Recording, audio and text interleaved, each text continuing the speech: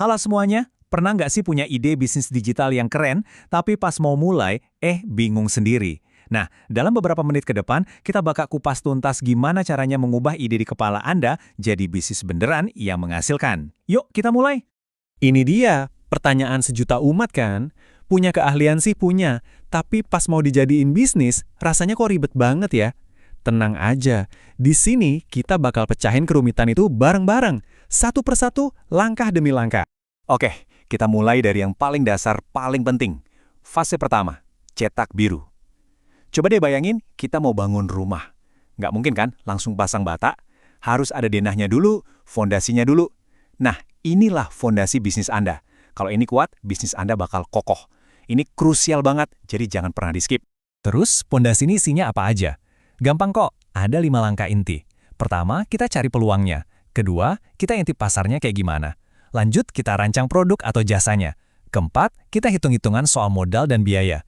Dan terakhir, yang nggak kalah penting, siapin jurus pemasaran digitalnya. Simpel kan? Ini bakal jadi peta jalan kita. Nah, ini dia intinya. Nggak usah mikir yang terlalu canggih atau rumit dulu. Coba deh, lihat aja di sekitar Anda. Dengerin keluhan tetangga, teman, atau bahkan keluarga. Mungkin ada warung sebelah yang pengen jualan online, tapi nggak ngerti caranya. Peluang emas itu seringkali ada di depan mata kita loh. Biar lebih kebayang, nih, lihat contoh-contohnya. Kompleks sebelah sering ngeluh wifi lemot? Wah, itu peluang. Banyak UMKM deket rumah belum punya website? Langsung sikat.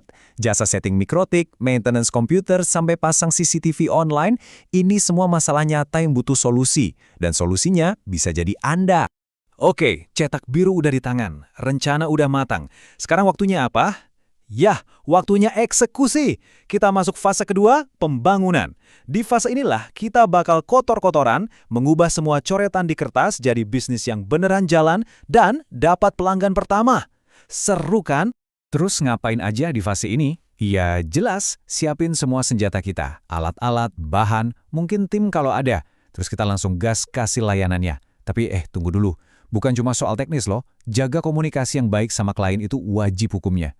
Dan jangan lupa, catat semua transaksi dan data pelanggan. Kelihatannya sepele, tapi inilah yang bikin mesin bisnis kita muter terus. Sekarang, kita kenalan sama satu istilah keren yang wajib kita punya, SOP. Anggap aja ini buku resep rahasia bisnis kita. Gunanya apa? Biar setiap kali kita kerja, hasilnya konsisten, kualitasnya terjaga. Mau yang ngerjain si A atau si B, hasilnya tetap top. Inilah yang misain antara yang kelihatan profesional sama yang masih amatir. Oke, bisnis udah jalan, pelanggan udah mulai ada, selesai? Oh, tentu tidak. Kita masuk fase ketiga, evaluasi. Jangan langsung ngeri dengar kata evaluasi. Ini bukan ujian kok.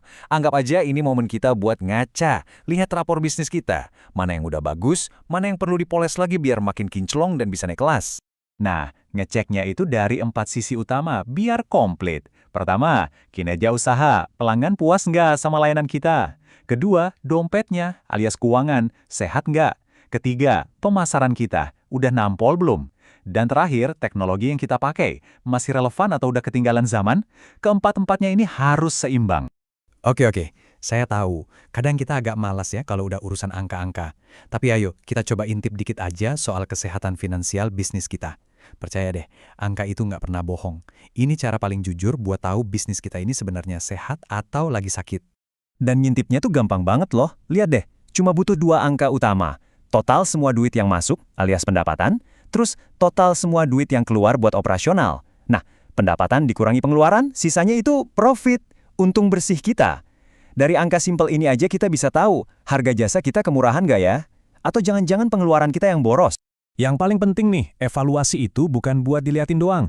Evaluasi tanpa aksi itu omong kosong. Begitu kita dapat rapornya, langsung gas bertindak. Ada komplain dari pelanggan? Oke, kita perbaiki layanannya. Keuangan udah stabil, mungkin ini saatnya bikin inovasi produk baru, atau bahkan mengembangkan skala usaha. Tujuannya satu, terus tumbuh. Jadi kalau kita lihat polanya, ini semua tuh kayak sebuah siklus. Siklus yang terus berputar. Kita bikin rencana, kita laksanakan, terus kita evaluasi. Hasil dari evaluasi tadi jadi masukan buat rencana baru yang lebih jago lagi. Begitu terus. Inilah rahasia bisnis yang nggak cuma bertahan, tapi terus bertumbuh secara berkelanjutan. Jadi sekarang semua ilmunya, semua cetak birunya udah ada di tangan Anda. Bolanya ada di Anda sekarang. Pertanyaannya simple. Apa satu langkah paling kecil yang bisa Anda lakukan hari ini untuk memulai? Bukan besok, bukan lusa, hari ini. Ingat, perjalanan besar selalu dimulai dari satu langkah kecil. Ayo, ambil langkah pertama Anda sekarang juga.